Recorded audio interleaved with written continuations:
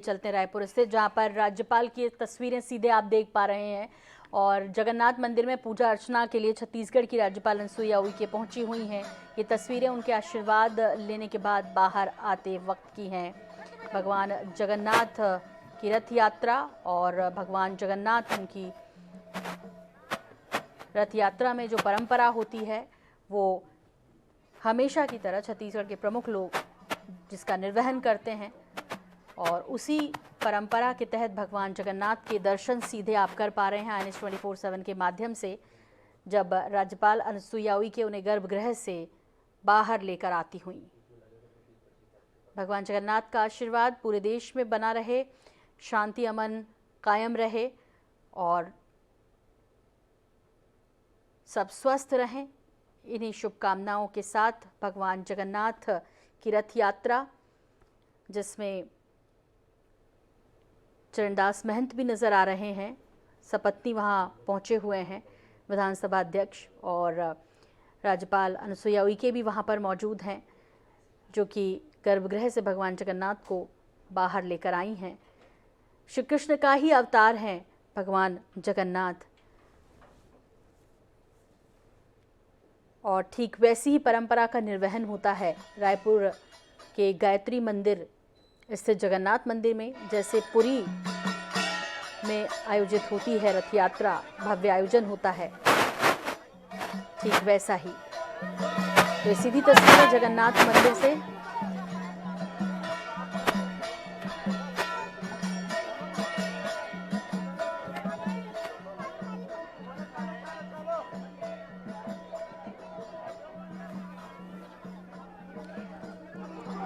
रथ के आगे आगे सोने की झाड़ू से साफ सफाई होती है। रथ जिन जिन पथों से होकर गुजरता है, रथ अपने आप में खास होता है, जिसमें किसी धातु किसी प्रकार की कील का इस्तेमाल नहीं होता और भगवान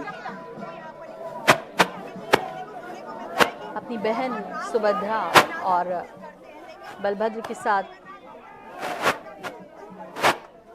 विराजित होते हैं रथ में और फिर निकल पड़ते हैं अपनी मौसी के यहाँ। तो भगवान जगन्नाथ, उनके बड़े भाई बलराम, बहन सुभद्रा का रथ निकाला जाता है। तीनों ही अलग अलग रथ में सवार होकर निकलते हैं और रथ यात्रा का समापन आषाढ़ शुक्ल एकादशी पर होता है। ये सीधी तस्वीरें भगवान की, प्रभु की, जो आप INS 24/7 के माध्यम से दर्शन कर पा रहे हैं अपने घरों में बैठकर भी, जो लोग मंदिरों में नहीं जा पाए हैं, जहां छत्तीसगढ़ की राज्यपाल अनुसुईया उइके उन्हें गर्भगृह से बाहर लाई हैं और हर साल की तरह एक भव्य आयोजन मंदिर में आयोजित किया जाता है। उसी तारतम्य में ये परंपरा का निर्वहन करते हुए राज्यपाल अनुसुईया उइके, विधानसभा अध्यक्ष डॉक्टर चरणदास महंत, बड़ी संख्या में लोग मौजूद हैं जो भगवान जगन्नाथ के दर्शनों के लिए पहुंचे हुए हैं। भगवान जगन्नाथ की प्रतिमा अपने आप में बहुत खास होती है। उनका रंग सांवला है, इसलिए नीम की लकड़ी से इस्तेमाल कर इसे बनाया जाता है। उनके भाई बहन का रंग गोरा है, इसलिए दोनों बाकी मूर्तियों का रंग साफ होता है ज़्यादा, या कहें हल्के रंग की नीम की लकड़ियों से बनाया जाता है। ये खासियत है उनकी मूर्तियों को लेकर। पुरी के भगवान जगन्नाथ रथ की जब बात करते हैं तो इसमें 16 पहिए होते हैं। हर कोई इस रथ को खींचना चाहता है। कहते हैं मोक्ष की प्राप्ति होती है, कई पाप धुल जाते हैं, 100 यज्ञों की पुण्य की प्राप्ति होती है रथ खींचने को, यदि आपका मौका मिले तो। भगवान जगन्नाथ का रथ लाल और पीले रंग का होता है और ये रथ अन्य 2 रथों के साथ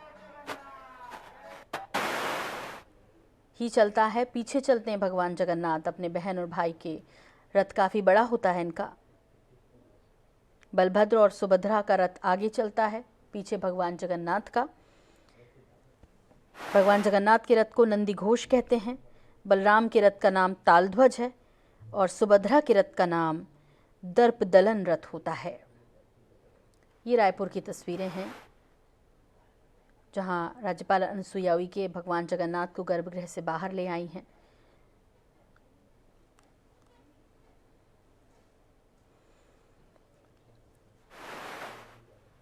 इधर पुरी के जगन्नाथ मंदिर की बात करें तो भगवान को ज्येष्ठ माह की पूर्णिमा का दिन जिस कुएं के पानी से स्नान कराया जाता है वो पूरे साल में सिर्फ एक बार ही खुलता है। भगवान जगन्नाथ को हमेशा स्नान में 108 घड़ों में पानी से स्नान कराया जाता है। पूजन पद्धति से लेकर उनके प्रसाद से लेकर और पुरी स्थित जगन्नाथ मंदिर की कई रोचक कथाएं हैं। और इस बीच पूरे देश भर में जगन्नाथ मंदिरों में रथ यात्रा इसी तरह निकाली जाती है, परंपरा का निर्वहन करते हुए जैसे पुरी में होती है। और इसी क्रम में रायपुर से तस्वीरें हैं।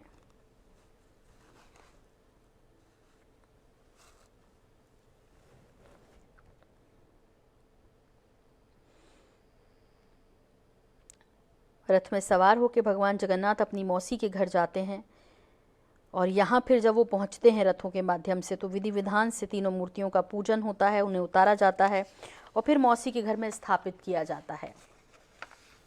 7 दिनों तक रहते हैं वो अपनी मौसी के यहाँ और फिर 8वें दिन आषाढ़ शुक्ल दशमी पर रथों की वापसी होती है, जिसे बहुड़ा यात्रा कहा जाता है।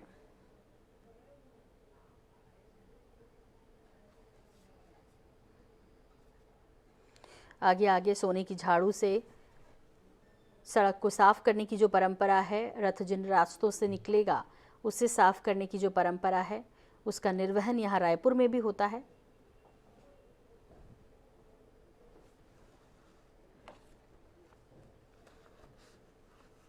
दरअसल भगवान जगन्नाथ अपनी मौसी के यहाँ विश्राम के लिए जाते हैं, विश्राम करते हैं वो वहाँ।